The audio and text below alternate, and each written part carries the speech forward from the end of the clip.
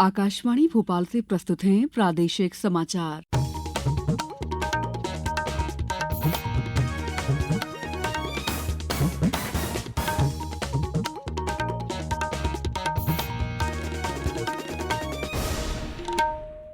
नमस्कार, समाचारों के साथ मैं दीपा सिंह। सबसे पहले मुख्य समाचार। पैरालंपिक 2024 में पदक हासिल करने वाले प्रदेश के दिव्यांग खिलाड़ियों को 1 करोड़ रुपए की प्रोत्साहन राशि और शासकीय नौकरी मिलेगी।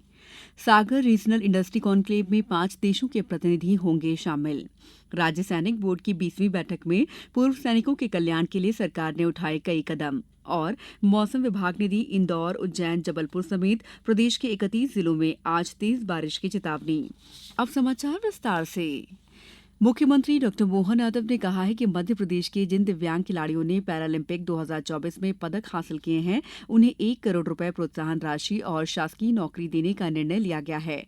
साथ ही जिन दिव्यांग खिलाड़ियों ने पैरालंपिक में भाग लिया है, उन्हें प्रोत्साहन स्वरूप 10-10 लाख रुपए की राशि दी जाएगी। मुख्यमंत्री ने कल वैश्विक पटल पर देश और मध्य प्रदेश का गौरव बढ़ाने वाले पैरालंपिक 2024 खिलाड़ियों का सम्मान किया। उन्होंने कहा है कि मध्य प्रदेश सरकार ऐसे प्रतिभावान खिलाड़ियों के प्रोत्साहन के लिए सतत रूप से कार्य करेगी। इस अवसर पर सांसद वीडी शर्मा सहित अन्य जनप्रतिनिधि और नागरिक मौजूद रहे। मुख्यमंत्री डॉ यादव ने कहा है कि प्रधानमंत्री मोदी के नेतृत्व में भारत की कई खेलों में विजयी पताका लहरा रही है। चाहे ओलंपिक खेल हो या पैरालंपिक 2024 के मुकाबले हों, भारतीय मेधा की गूंज पूरे विश्व तक पहुंची है। मुख्यमंत्री डॉ मोहन यादव सागर में 27 सितंबर को होने वाली रीजनल इंडस्ट्री कॉन्क्लेव में शामिल होंगे। कॉन्क्लेव की तैयारियों पर कल हुई एक बैठक में बताया गया कि 27 सितंबर को सागर में आयोजित रीजनल इंडस्ट्री कॉन्क्लेव में 5 देशों मंगोलिया के राजदूत और थाईलैंड के महावाणिज्य दूत सहित ईरान, केन्या, अल्जीरिया आदि के प्रतिनिधि शामिल होंगे। कॉन्क्लेव में सागर संभाग के प्रमुख क्षेत्रीय उद्योगों जैसे पीतल, अगरबत्ती, फूड इंडस्ट्रीज, टूरिज्म, बीड़ी और फर्नीचर के उद्योग को बढ़ाने के लिए हर संभव प्रयास किए जाएंगे। बैठक में बताया गया है कि पन्ना में मिलने वाले हीरे की कटिंग के लिए राज्य सरकार उपयुक्त व्यवस्था करेगी। मोदी सरकार ने केंद्र में तीसरे कार्यकाल के 100 दिन पूरे कर लिए हैं। सरकार ने इस अवधि के दौरान देश की युवा शक्ति के सशक्तिकरण के लिए तमाम प्रयास किए हैं। केंद्र सरकार ने कौशल बढ़ाने और रोजगार पैदा करने के लिए प्रधानमंत्री पैकेज के तहत 2 लाख करोड़ रुपए की घोषणा की है। इस कदम से देश के 4 करोड़ से अधिक युवाओं को लाभ होने वाला है। केंद्र ने पेपर लीक को रोकने और भर्ती में पारदर्शिता सुनिश्चित करने के लिए सार्वजनिक परीक्षा अधिनियम लागू किया। मोदी 3.0 सरकार ने 10,600 करोड़ रुपए के परिव्यय के साथ विज्ञान धारा योजना को मंजूरी दी। ये योजना देश में विज्ञान, प्रौद्योगिकी और नवाचार पारिस्थितिकी तंत्र को मजबूत करेगी। इस अवधि के दौरान सरकार ने मादक द्रव्य निषेध सूचना केंद्र मानस हेल्पलाइन 1933 शुरू की है, जहां नागरिक नशा मुक्ति के बारे में सलाह ले सकते हैं। नरसिंहपुर जिले के किशोरीलाल सेन का कहना है कि 2014 से जब से केंद्र में मोदी सरकार आई है, तब से किसानों के जीवन में बड़ा बदलाव आया है। पैसे भी बराबर आ रहे हैं, पेंशन भी बराबर आ रही है और जो सोसाइटी से मिल रहा है काम पान सब मिल रहा है। और मोदी सरकार जब से आई, जब से बहुत कुछ बदलाव हुआ है। इस मोदी सरकार से बहुत खुश हैं, सब लोग खुश हैं, हम भी खुश हैं, सब लोग खुश हैं। ये चाहते हैं कि ये सरकार रही आज बहुत अच्छा है। ये समाचार आप आकाशवाणी मध्य प्रदेश से सुन रहे हैं। हमारे समाचारों को अब आप कभी भी और कहीं भी अपनी सुविधा के अनुसार सुन सकते हैं। ये समाचार बुलेटिन YouTube, X प्लेटफॉर्म और Facebook पर AIR न्यूज भोपाल पेज पर सुने जा सकते हैं। इसके अलावा आप हमारी वेबसाइट newsonair.gov.in पर अथवा न्यूज ऑन AIR ऐप पर भी समाचार सुन सकते हैं। ब्रेक के बाद समाचारों में आपका एक बार फिर स्वागत है। मुख्यमंत्री डॉ मोहन यादव ने कहा है कि सैनिकों के युद्ध या युद्ध के लिए जाते हुए और अन्य कारणों से हादसों में शहादत पर प्रत्येक शहीद सैनिक के परिवार को मध्य प्रदेश सरकार द्वारा 1 करोड़ रुपए की आर्थिक सहायता प्रदान की जाएगी।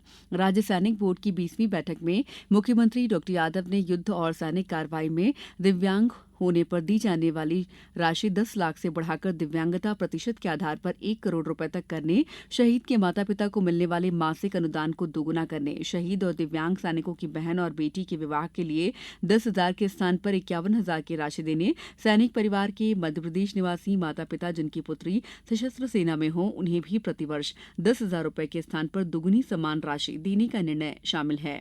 प्रदेश में भूतपूर्व और वर्तमान सैनिकों सहित सैनिक परिवारों के सदस्यों की संख्या लगभग 4 लाख है। प्रदेश में इलेक्ट्रिक वाहनों को बढ़ावा देने के लिए इलेक्ट्रिक व्हीकल पॉलिसी का प्रारूप तैयार कर लिया गया है। इसके लिए ईवी तरंग नाम से पोर्टल भी विकसित किया गया है। प्रदेश के 3 शहरों भोपाल, इंदौर और जबलपुर में इलेक्ट्रिक वाहनों के संचालन को बढ़ावा दिए जाने के लिए 217 ई चार्जिंग स्टेशन के विकास का कार्य किया जा रहा है। प्रदेश में शहरी क्षेत्रों में सार्वजनिक परिवहन को प्रोत्साहित करने और सुविधाजनक बनाने के लिए 20 नगरीय निकायों में परिवहन कंपनियों का गठन किया गया है।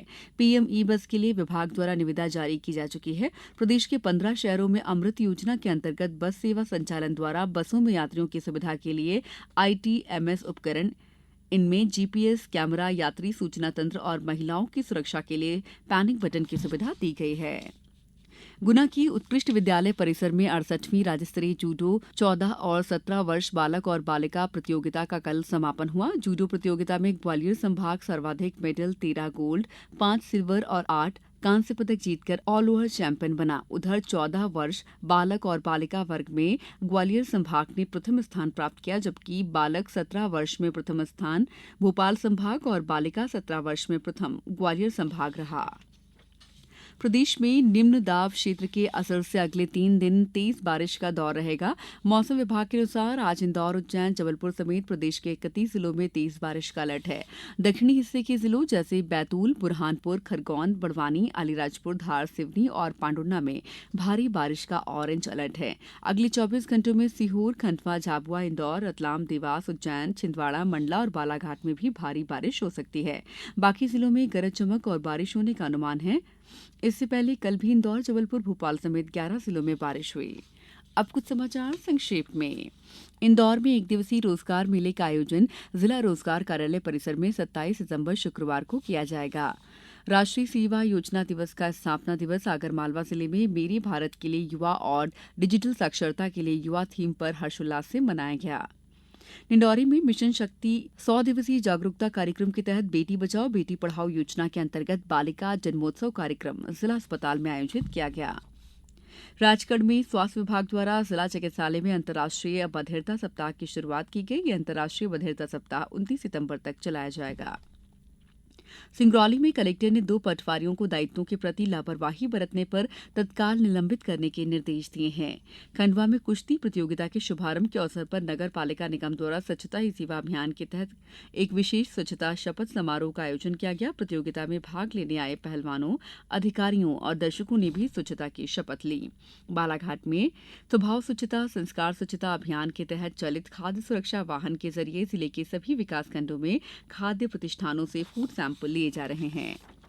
छिंदवाड़ा में भारतीय ज्ञान परंपरा को केंद्रित कर विभिन्न विषयों के पाठ्यक्रम निर्माण को लेकर राजा शंकर शाह विश्वविद्यालय द्वारा पीएम कॉलेज ऑफ एक्सीलेंस में कार्यशाला का आयोजन किया गया। रीवा में प्रधानमंत्री कॉलेज ऑफ एक्सीलेंस शासकीय आदर्श विज्ञान महाविद्यालय में एनएसएस के छात्र छात्राओं द्वारा आयोजित स्वच्छता ही सेवा कार्यक्रम के तहत स्वच्छता पखवाड़ा के अवसर पर सफाई अभियान चलाया गया। इस अभियान में विशेष रूप से गमलों, कॉरिडोर और आंगन के स्टेज की सफाई की गई। शिवपुरी में आयुष्मान पखवाड़े के अंतर्गत शहरी क्षेत्र स्वास्थ्य सेवाओं में विस्तार करते हुए मुख्यमंत्री संजीवनी क्लिनिक झांसी तिराहा का शुभारंभ विधायक देवेंद्र जैन द्वारा किया गया। बैतूल में कलेक्टर नरेंद्र कुमार सूर्यवंशी ने बैतूल विकासखंड के ग्राम बांसवानी पहुंचकर जल जीवन मिशन के तहत निर्माणाधीन नल जल योजना का औचक निरीक्षण किया। पन्ना जिले में महात्मा गांधी की जयंती के अवसर पर 2 से 8 अक्टूबर तक मद्य निषेध सप्ताह मनाया जाएगा। मुरैना के सिविल हॉस्पिटल जौरा में आईसीटीसी द्वारा आशा कार्यकर्ताओं हेतु प्रशिक्षण कार्यक्रम का आयोजन किया गया। इस बुलेटिन में इतना ही। नमस्कार।